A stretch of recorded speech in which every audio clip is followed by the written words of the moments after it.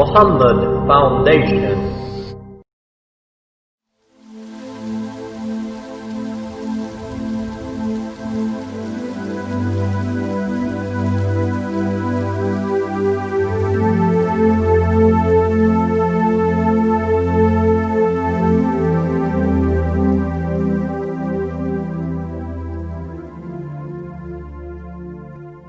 Dear friends, history is a collection of tragedy, pain, and sorrow. How is it possible to feel the pain of a grieving mother, the loneliness of an orphan, or the horror of a slave? The amount of cruelty and suffering humans are capable of inflicting on one another is endless. It makes any decent human being sick. Yet, this story of greed and exploitation has been like such since the beginning and continues until today. One chapter began in the sands of Arabia 1400 years ago. It was a society as cruel and greedy as any other. Tribes killed each other for generations over petty differences. The poor were naked, hungry, and exploited. Women were considered less valuable than animals. Baby girls were killed mercilessly for the crime of being female. In this midst, a man named Muhammad dared to speak out. He spoke out on behalf of the oppressed, the orphans, the slaves, and the babies buried alive only for their gender. He was a voice for the voiceless. He suffered so the weak wouldn't suffer. Muhammad was not after power, but justice. He was offered wealth and authority to give up, but he refused. Until his last breath, he fought for the downtrodden. Muhammad's legacy was in his teachings and his family. Individuals that went to sleep hungry so the poor would not. That gave away all their belongings to strangers. A family that did not care for anything that this world offered, but instead gave their everything to guide its people. Yet after he died, people began turning back to their old ways. Instead of fighting for justice, they fought for money and power.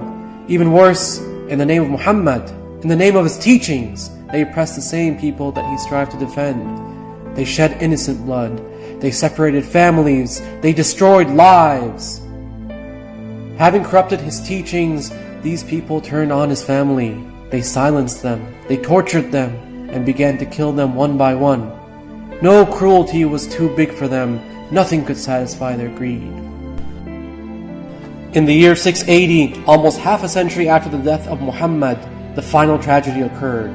A group of people who were fed up with the oppression of their tyrannical ruler called upon Hussein, the grandson of Muhammad, to lead and rule them.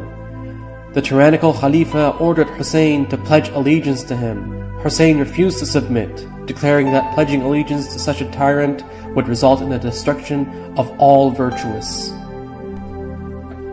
Thus, Hussein's enemies surrounded his camp in a desert and cut off all supplies of food and water. Hussein had not come for war and had no intention for bloodshed, but his enemies had other things on their minds. They massacred Hussein's family and his followers who were weakened by thirst.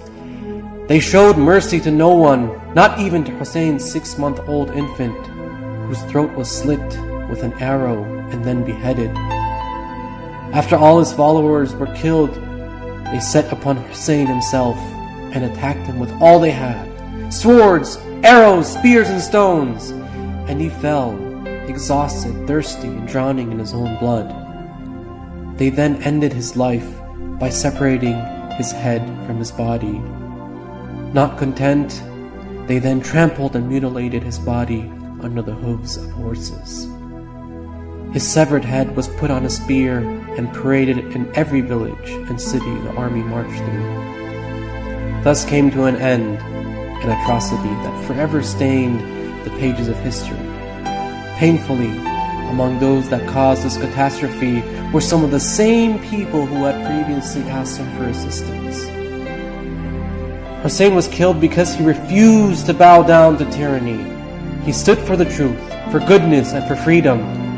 Today, 14 centuries later, that Khalifa is gone, but Hussein's name is still alive.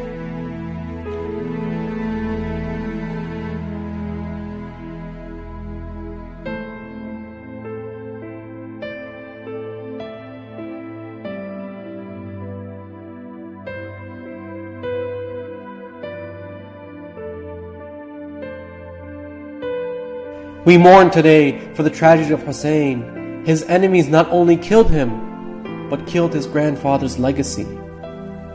They killed the Islam of truth, the Islam of justice, the Islam of love. They strive to replace them with the Islam of terror and oppression. The same battle is being fought today. ISIS, Al-Qaeda, and Boko Haram are the descendants of those that killed Hussein. They too fight to replace the light of Muhammad with the darkness of their greed. They kill in the name of the Prophet and his teachings, but are the biggest enemies of both. They kill and torture Muslims and non-Muslims. In Paris and Baghdad, in Brussels and Beirut, in Istanbul and Damascus, they mutilate not only the innocent, but mutilate Islam. So today, with teary eyes, we shout out the name of Hussein. We wail and grieve not just for him and the tragedy that befell his family, but because by separating his head from his body, his enemies also killed all chivalry, justice, and mercy. We mourn the loss of all those virtues in March due to our grief. We believe that a day will come, a day that all religions of the world wait for, when the awaited Messiah and Savior of humanity will appear. He will renew peace and friendship, and will eradicate all injustice and oppression. He will end poverty, insecurity, war, enmity, and hardships, and raise the banner of equity and affection.